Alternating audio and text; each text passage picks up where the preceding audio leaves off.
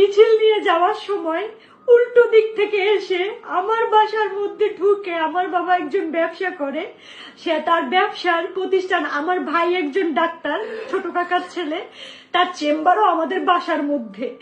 এই চেম্বারের মধ্যে ঢুকে আমাদের পুরো ভাইরা চুইরা কিচ্ছু রাখে নাই, আমার কাকাকে খুঁজতেছিল, আমার ভাইকে খুঁজতেছিল, মানে এরা কোথায়।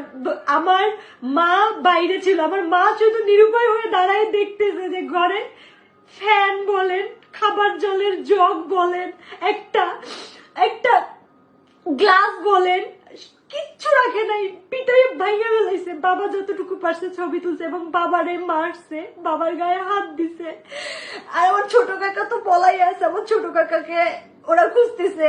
মানে আমরা কতটা নিরুপায় আজকের এই ছাত্রদের কারণে। আমরা এখন কি দেশ ছেড়ে নিজের জায়গা জমি ছেড়ে কি আমরা ইন্ডিয়া পালাই যাবো, এটা মনে করতেছে সবাই। কেন ইন্ডিয়া যাব? আমরা স্বাধীন দেশে বাস করি না? আমরাও দেশের নাগরিক না? তো তাহলে কেন আমাদের সাথে এরকম হবে? আমরা তো স্বাধীনতা, ঠিক আছে, সবই ঠিক আছে।